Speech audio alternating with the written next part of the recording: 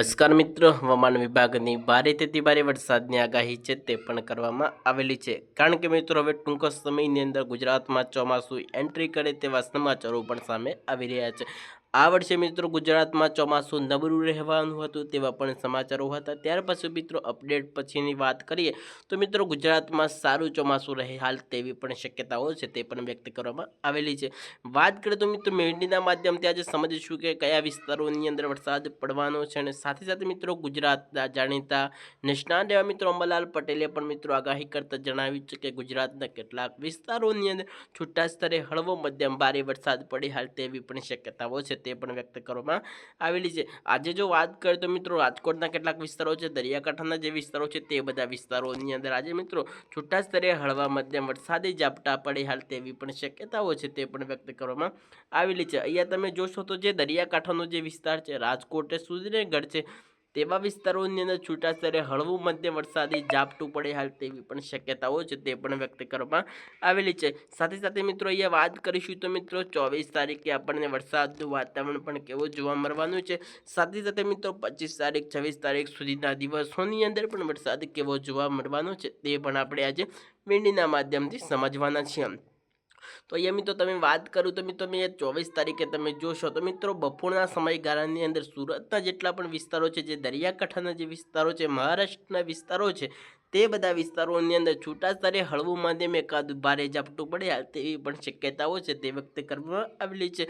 સાથે સાથે મિત્રો વાતાવરણની અંદર ખૂબ જ તમને પલટો છે તે પણ જોવા મળી શકે છે. તો અહીંયા તમે જોશો તો જે દરિયાકાંઠાનો જે વિસ્તાર છે ત્યાં પણ આપણને અહીંયા વિંડીના માધ્યમથી સમજશું તો આ પટ્ટાની અંદર તમે જોશો તો જે વરસાદી વાતાવરણ આપણને જોવા મળે હાલ તેવી પણ શક્યતાઓ છે તે પણ વ્યક્ત કરવામાં આવેલી છે. થોડાક દિવસોની અંદર ગરમીમાંથી આપણને રાહત મળે તેવા પણ સમાચારો છે તે પણ સામે આવી રહ્યા છે. કારણ કે મિત્રો હવે ગુજરાતમાં મિત્રો ચોમાસાની એન્ટ્રી થવાની છે. કારણ કે મિત્રો હવે ચોમાસું છે તે કેરળથી લઈ ગુજરાત તરફ આવવા જઈ રહ્યું છે. કારણ કે મિત્રો સાથે સાથે મિત્રો અમે તમને અપડેટ આપતા રહીશું. તેટલા માટે અમારી ચેનલને તમે હજુ સુધી સબસ્ક્રાઈબ ના કરી હોય તો ફટાફટ ચેનલને સબસ્ક્રાઈબ એ પણ તમે કરી લેજો. વાત કરીશું મિત્રો તો અહીંયા તમે જોશો તો આપણે 25 તારીખની પણ તમને અપડેટ આપી દઈએ. તો 25 તારીખે 9 વાગે પણ તમે જુઓ તો આ બધા વિસ્તારોની અંદર ક્યાંક છૂટા સ્તરે હળવા મધ્યમ વરસાદી ઝાપટા જોવા મળવાના છે. કારણ કે મિત્રો કોઈ જગ્યાએ ભારે વરસાદ અતિ ભારે વરસાદ આપણને જોવા નથી મળવાનો. અમુક જગ્યાએ તો મિત્રો તમને વીજળીના કડાકા ભડાકા જોવા મળે પણ કોઈ ભારે વરસાદી સિસ્ટમનો આપણે સામનો નથી કરવાનો. ફક્ત મિત્રો વાતાવરણની અંદર 1-2 દિવસ ભારે પલટા આપણને આવી પણ શકે છે. સાથે સાથે મિત્રો વાત કરીએ તો મિત્રો આ વરસાદમાં મિત્રો તમને જે પવનની ઝડપ છે તે પણ સાથે મિત્રો 20 થી 50 કિમી પ્રતિ કલાકે મિત્રો તમને પવનની ઝડપ છે તે પણ તમને જોવા મળી શકે છે. ગુજરાતના નિષ્ણાત અંબાલાલ પટેલે આગાહી કરતા જણાવ્યું છે કે ગુજરાતમાં ચોમાસાની એન્ટ્રી છે તે પણ થવા જઈ રહી છે. આજે મિત્રો વાત કરીએ તો આ બધા વિસ્તારોની અંદર તમને વરસાદ ફક્ત જોવા મળવાનો છે.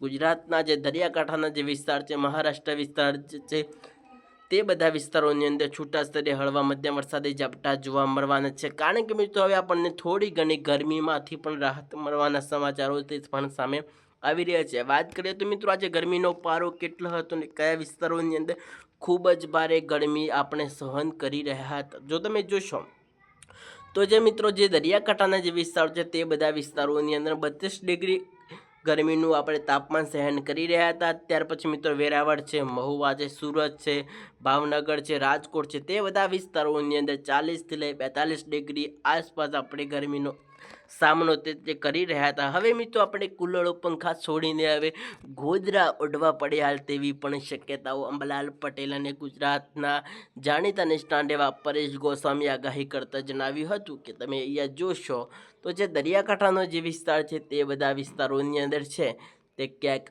વાતાવરણની અંદર પલટા છે તે આપણને જોવા મળવાના છે. તો ચાલો બીજી અપડેટ સાથે આપણે ફરી મુલાકાત કરીશું. રજા આપશો. વંદે માતરમ.